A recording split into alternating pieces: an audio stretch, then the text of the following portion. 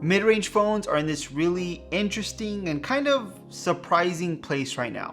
The Pixel 5a, for example, it gives you an excellent camera system, clean Android experience, and quick software updates, and you get all of that for $450. The Galaxy A52 5G gives you a quad camera setup, large Full HD Plus display with 120Hz, and expandable storage up to 1 terabyte. And you get all of that for about $500. And both of these phones are 5G capable. And while these are amazing phones, Apple still dominates this area. And it's because of one reason: the iPhone SE.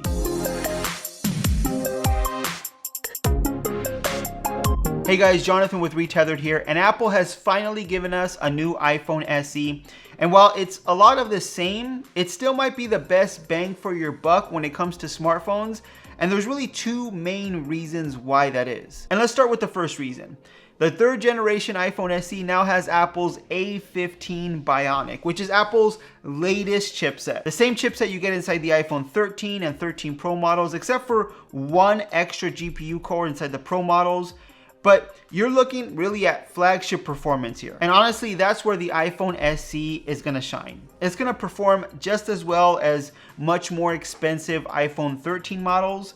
And honestly, it's gonna outperform most other flagships out there. So playing games, opening up applications, just using this phone on a day-to-day basis is gonna be great. It's gonna be like using a flagship, a much more expensive smartphone. Now, even though the performance is gonna be amazing, no doubt about it, where you should be concerned is battery life. And the iPhone SE has never been a great phone when it comes to battery life. And this one, I don't think it's gonna be much better, honestly. Now, Apple did say because of the new chipset and some software features, battery life should be better than the previous generation iPhone SE. But when you go into the Apple website, Apple claims that this phone can get 15 hours of video playback. When you compare it to the previous generation, the iPhone SE, the second generation, Apple claims that that one could get 13 hours. So 2 hours more than the previous generation. That's great. That sounds great, right? But those are just numbers. Really, they don't mean anything because who knows what 15 hours of video playback actually means. I mean, 15 hours of screen on time in one day is amazing for a smartphone. So is that what they mean? They're really kind of just vague numbers. So the only thing you can do is compare those numbers, the numbers with the iPhone SE, compared to the other model of iPhones and their numbers that Apple's giving you. For example, the iPhone 13 Pro Max, Apple claims that it can get 28 hours of video playback. Not sure what that means, of course, but if you compare those numbers, 28 hours compared to the iPhone SE, the third generation, which only gets 15 hours, that's almost double the amount of battery life the iPhone 13 Pro Max is able to get. Even if you look at the iPhone 13 mini, which has never been great at battery life, it says that this phone can get 17 hours of video playback. So that's 2 more hours than the iPhone SE third generation. So once again, these numbers kind of don't mean anything. It's going to depend on your use case, on how much you actually use the phone, but just keep that in mind. It should have better battery life than the previous generation iPhone SE, but it's not going to be drastically better. But let's talk about the other reason this iPhone SE is so compelling, and that's the camera.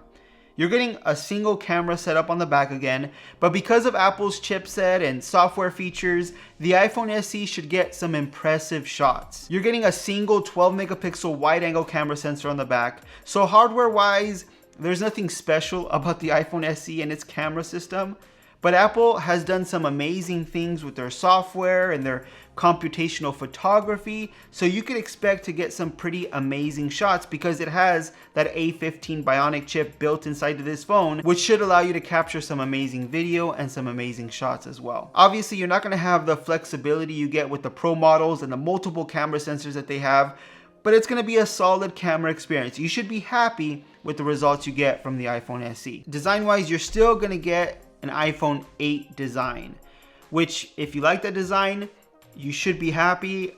I'm just kind of over that design already. It's gonna have a small 4.7-inch display. It's amazing how we're in 2022 now and 4.7-inch is just tiny. Before that was a large display. Now that's a really tiny display. So you're gonna get a really tiny display for 2022.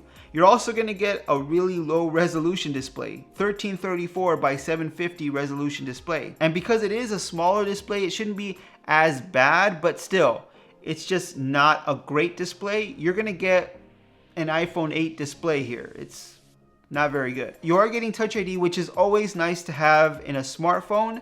And you're also going to get 5G built in, so you're going to get faster network speeds. You also have IP67 water resistance, 64 gigabytes of starting storage, and you get all of this for $429. So yeah, Apple did squeak out an extra $30 now because the second generation iPhone SE, the previous one, was $399. When you look at it though, when you compare those two phones, it's not a huge improvement from the second generation iPhone SE and the third generation iPhone SE. The only real difference is obviously the newer A15 Bionic, the more powerful A15 Bionic, and you now have 5G capabilities built into this iPhone SE.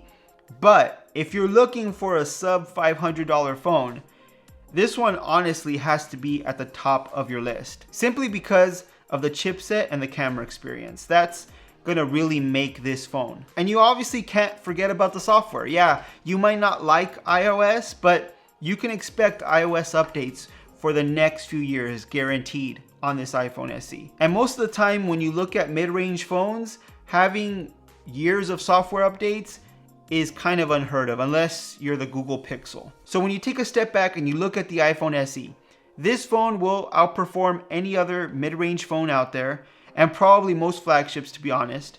Your camera experience is going to be just as good, if not better than most mid-range phones, and probably at the same level as a lot of flagships as well. And if you can live with that dated design and the small screen that the iPhone SE has, really if performance and camera are the most important thing to you in a mid-range phone, the iPhone SE has to be on top of your list. But what do you guys think?